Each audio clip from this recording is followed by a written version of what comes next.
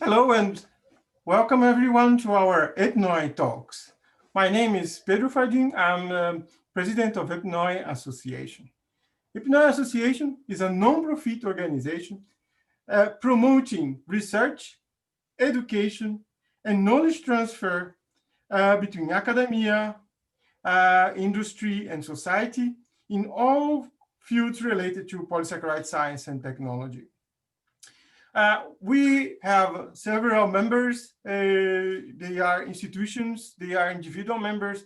We also have companies and small enterprises, and we offer many benefits.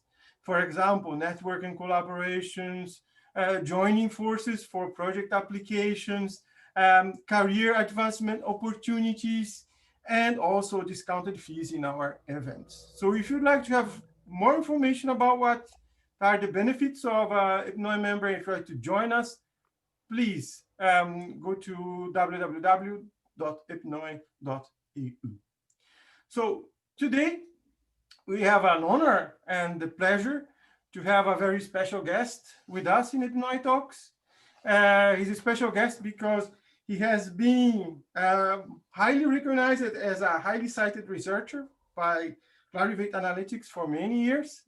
He is a EPNOE member, and he has been awarded for the first time the EPNOE Science Award in 2019 because of his high achievements in polysaccharide science. So it's my pleasure to welcome Professor Alain Dufresne. Hello. Hi, Alain. Hello. Hi, Alain. So it is a really pleasure to have you here. And I have your CV and I have been discussing, I follow your work for many years. And one thing that calls the attention when we see this is your passion or your great focus on polysaccharide nanomaterials. Can you tell a little bit about this area, Alain? Why it's so, first, for the people that are here that follow us, they don't know anything about what even a nanomaterial is. Can you tell a little bit, in simple words, what is polysaccharide nanomaterial and why are these so interesting? So polysaccharide material is a natural material, renewable material, which is extract from renewable resources. So it can be cellulose, so it's the most abundant polymer on Earth, but also starch, chitin, hemicellulose. And so it's a really broadly available material. So this material is used since many years, since a very long time. We all use paper, for instance, or we can use natural fibers for different purposes. So the interesting thing with polysaccharides, or most polysaccharides, is that so they have a hierarchical structure. So it means that they can be viewed at different scale of observation. And so there are also, most of them at least, semi-crystalline polymer. So it means that we can extract some nanomaterials from these naturally occurring materials. And of course, when decreasing the size of the material, we can have some different properties. Mm. Yeah, one thing that's interesting in your work is that you have been extracting polysaccharide nanomaterials from all sorts of biomasses, right? Exotic ones and so on. So what is your motivation to choose? I mean, why you say, I'm going to pick up this biomass today? Is it because of lack of scientific knowledge, previous scientific knowledge about this? It's because of your curiosity? What calls your attention for this? In fact, I didn't really choose because it's far from my background. So I have a background in solid state physics and a PhD in electronics. So there is nothing to do with cellulose or with polysaccharides. So after my PhD, so I did a postdoc, a one-year postdoc in Montreal, in Canada. It was not also on polysaccharides. It was a different thing. It was on polymer flow. And then when coming back to France, So I was looking for a position at the university, for an associate professor position. And so I had the opportunity to have a position at CERMAV in Grenoble. And so at that time, they start to work with these nanoparticles, cellulose nanocrystals or cellulose whiskers. And so I start working with these nice things, let's say. And so I really enjoy to work with, because so I saw that there were a lot of opportunities with this material. So when I start like this, I didn't really choose. So I had this associate professor position. They start working on this material, and so I go with them.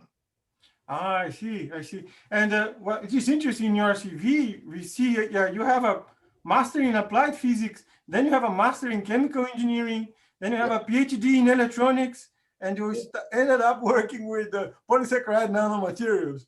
So you come with it's a very rich background, right? How do you think that this background actually made a difference between you, for example, and someone that just studied forest science?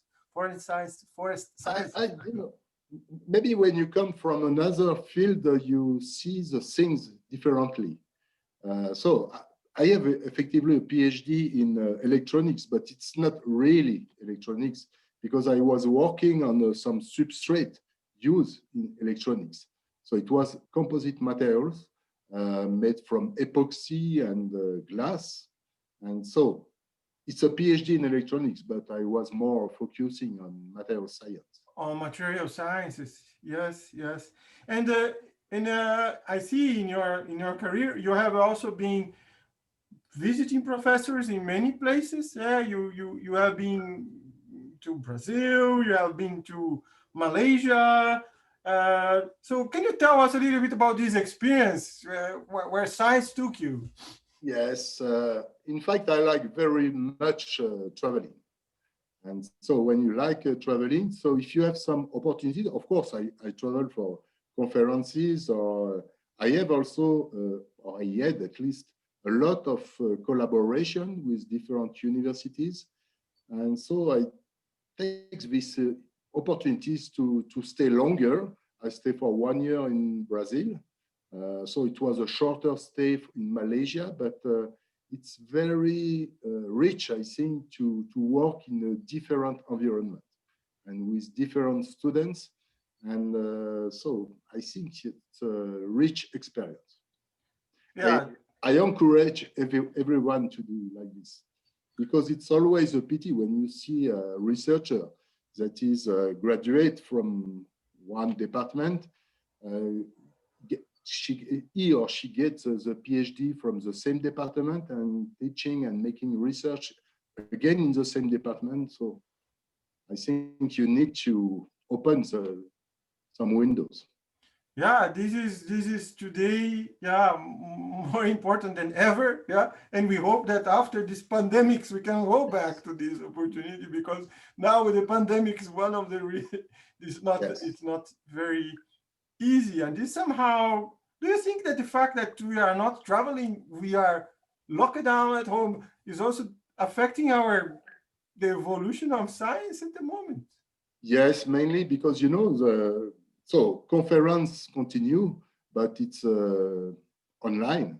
And so, of course, you can learn from the presentation, from the speakers, but it's what is missing is the direct contact with persons in a conference, which is at least maybe more important than the listening to presentations. Yeah. One thing that calls attention about your metrics, I mean, the scientific metrics, Anna, is that you have a very high what's called H indexes for people working with bio-based materials.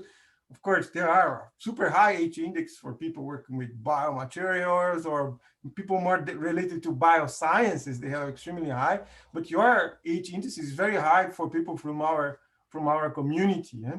So this is a reflection of your work is highly cited. I have a question. Did you plan it or this happened? No, I didn't plan it. I tell you, so I start working on polysaccharide nanomaterials in general. At the beginning, it was with cellulose. So it was an opportunity at this time. And I like very much working with this nanomaterials. And so I publish, of course, because I like writing also. And so when you start a new field of research, of course, the number of citation is high in general. Mm-hmm. And do you think this is because other disciplines started to take this? For example, chemists started to be more interested in nanomaterials, physicists in... Yes, of course. Yes, yes. Many researchers coming from different fields since about 10 years are attracted by these nanomaterials, because there is, of course, a lot of opportunities, a lot of possible applications in the different field. So when I start working, on the introduction of these nanomaterials in a polymeric matrix to process, to obtain a composite or nanocomposite material. But some other groups were also working since even before, I think, for instance, in Canada, but they were focusing mainly on the optical properties of these materials. And you can see a lot of, at least, potential applications. Mm-hmm. And of course, you started this field because you had an interest and you have a passion to work with this area. But then there was a moment that you started to feel that there was a boom, the interest somehow. Because if I look at your citations, they were also a moment that they started to grow. Could you identify this boom, and how was your reaction and say, oh, now I am on the spot? Yeah. So I think it happens around maybe 2000, maybe between 2005 and 2008. So it's something like 15 years ago. And so I felt very happy at this time, because so I was working on these materials for many years, and not so many people were working on. And it's good to see that other researchers find some interest in this material and in a broad range of applications. Yeah, Alain, I was looking at your list of publications. You have a publication about that this topic of polysaccharide nanomaterial is ageless. This is a topic that is... Can you say a little bit about this? What do you mean that is ageless? What is what is that? It's exactly a new ageless. The thing is that this material is existing since a very long time, but we just discover or rediscover this material recently. But it is found in nature, and nature use these nanomaterials to improve their mechanical properties, for instance, wood. And so we discover this material which were existing since a very long time. Yeah, and then what do you see? How do you see the future? I mean, there was a boom. You saw it started at 2005, 2008. I totally agree with you. I remember was in Finland. There was a big interest from Finnish companies. There were traditional pulp and paper companies. They had the traditional packaging, tissue, and so on. And they just woke up and said, "Oh, now we are going to have," and they have a lot of support also from the government to do this. I think in France you also had the same boom. And now we are already 15 years in this. How do you see the future? Where are we, and what is your vision for the future? I don't know. The interest is quite old, as you said, but it's going very slowly. Mm-hmm. It's going very slowly because I think that many companies are interested by these nanomaterials. They want to use these nanomaterials for their product, to apply to their product, but they want to know if this material can be really commercially available at a good price. And so the producer of these nanomaterials are also expecting some interest from the industries, from the companies. And so they wait and they check each other, and I think it makes the thing going slowly, probably. Everybody is waiting. What are they waiting for? What is needed to make this? I mean, it is already on a stage where several companies have this in their business line, right? Yes, of course. Yeah. But I think that, so as you know, there are different types of nanomaterials, for instance, cellulose nanomaterials, and the preparation is different. And I think that maybe, or most probably, cellulose nanocrystals are more difficult to prepare. So it means that we really need a strong company to develop these materials. But in the case of nanofibers, it's probably easier. And I think that each user should be able to produce themselves this kind of nanomaterials to apply to their products. I see you are very active on writing books and also not only scientific articles, but you also have a strong record on writing books. And for writing books, you need to read, you need to do a lot of research and so on. One question that maybe comes when people talk about cellulose nanomaterials is about regulation and regulatory issues. How do you see this? How do you see this evolving, and how do you see, for example, are those materials posing some or any creating any issues, for example, for human health or for the environment? What is your vision about it? That's right. That this came later, in fact, when regarding the history of cellulose nanomaterials. Came later, but it's very, really important, of course. And so I didn't follow very carefully the literature on this, but it seems that globally it's a safe material. And one of the reasons I think for this is that, of course, we have some nano objects, but these nano objects are obtained in a liquid. So it's a dispersion, usually it's in water. And when you dry this material, usually it aggregates. So it means that it's no more a nanoscale material. And how do you see the future prospects for research in this material? I mean, we talk about application. What is your ideas for research? I mean, what would be, if you would say, sometimes people say, what is the next nanocellulose, or what is going to be next with this research in this area? I think many young researchers would be interested to know, because there's a lot of people working on this. It's a very active research field today. Yeah? Yes, I think that, so the main asset of cellulose in the nanoscale is the mechanical properties. So it means that, of course, it can be used as a reinforcement in the polymeric matrix, but we can also profit from these mechanical properties for other applications. So it can be porous materials, it can be templates for different applications and so on. But most of the time, the mechanical properties is the first requirement for a given application. Do you see this, for example, when you talk about mechanical properties, is because also in some of your publications you mentioned about that these materials, they are outstanding mechanical properties on a, I would say, on nano micro level, right? And yes, but this is a function of cellulose in nature. It's present in the natural fiber, in wood, for instance, to provide some mechanical properties. So it's a structural element inherently. I see.